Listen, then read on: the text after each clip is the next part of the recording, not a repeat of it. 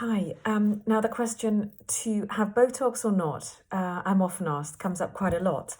I know that in that little break in between lockdowns last year, aesthetic clinics were really overrun with people topping up their missed Botox, fillers, etc. appointments. But it also, it's still one of the, I think, most controversial treatments, despite Botox being in the top two treatments that are offered in this country, Botox and fillers. So what is it? Well, essentially it's a toxin, as we know, and it's a toxin which prevents the nerve and the muscle communicating with each other. So it in effect stops these guys, just smooths it stops the wrinkle forming.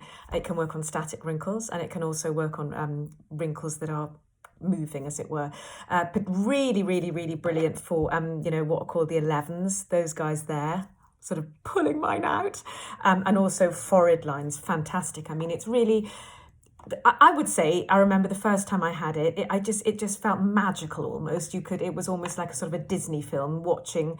I felt like I was watching in the mirror as the lines disappeared. I mean, they obviously it doesn't happen that quickly. It takes about 4 days, but it's certainly, there's nothing in terms of efficacy like it for just getting rid of wrinkles, full stop. That's it. That's what it does. It's been around for 40 years, amazingly. It started, in the 80s, it was when it was first used for cosmetic use. So it's definitely been out there. And, as I say, it's effective. And if something really, really, really bothers you and you really want to eradicate those wrinkles, I think, as I say, the best thing I think it's best for forehead. I don't like it around the eye at all. I think it can make the eye go a funny shape. But that definitely depends on you and your eye shape to start with. But, it definitely does give fantastic results. However, there are downsides. It's a toxin, and even though it's been around for 40 years, we don't know what's going to happen, even further down the line, if you've been having it super regularly. Also, when you have it, if you have it given by an inexpert practitioner, you can get what's called eyelid droop, and unfortunately, this can last for the whole time that your toxin is taking effect. So that can be up to 4 months. Your eyelid can just droop down like that. So that's, it doesn't happen often, but it's something that you should know.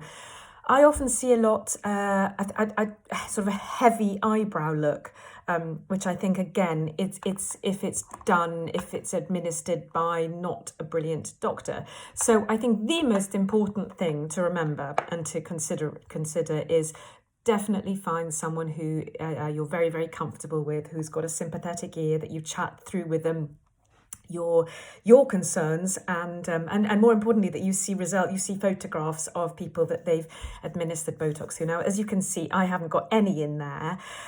I have had it done, and I've had it done brilliantly. I haven't had anything for a year, and I think that and I will definitely get it done again. But I suppose the older I get, I'm more conscious of what I'm putting in to my skin, as it were. So it's definitely, I think it's, you have to weigh up the pros and cons.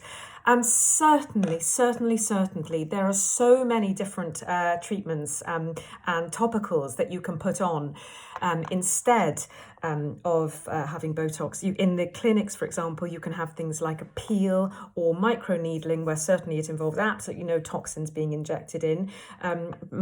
A peel can give the most fantastic glowing radiant skin, really tremendous. And you can even, and if you don't want to go down like an aesthetic clinic route, you can buy, there's a wonderful company, Audacity, who does very, very, very natural, totally natural, the complete opposite end of the spectrum, at-home peels, which I've seen very, very, very good results from. But, you've got to work at it little and often. You've got to keep doing it. So there are things that we can do. There are now lots of companies have brought out their own version of products which can mimic the effects, if you want, of Botox.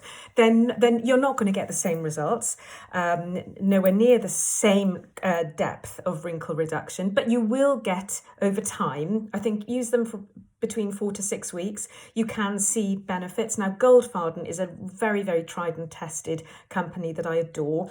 Dermatologically, it's run by a fantastic dermatologist, and he does err on the more natural. This is called needleless, and very, very, it definitely does work on reducing those lines. It's a peptide. So, and there are lots of different companies out there that do it. Medicate do one. Kate Somerville do a very good one.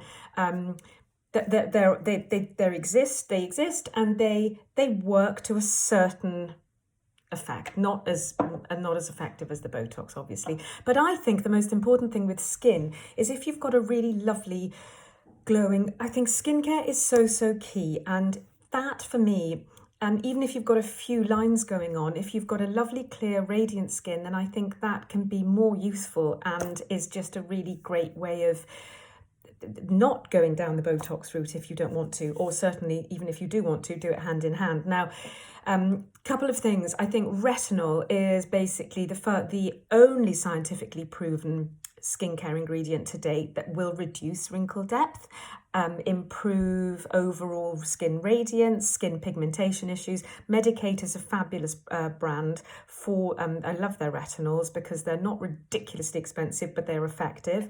And another route you could go down is finding something like a particular serum which can boost your collagen production. Now, BioEffect is a total favourite of mine. They're made in Iceland.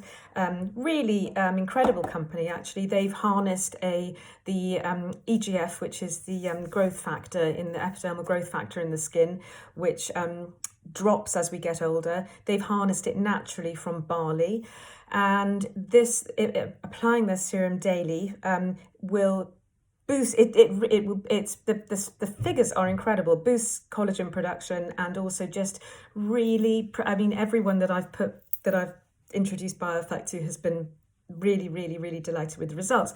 So I think there are definitely options out there if you don't want to take the plunge and go down the Botox route. You can mix and match. And actually, one other important thing to say about the Botox is if you do go down the route, I definitely think that the microdosing is the way forward.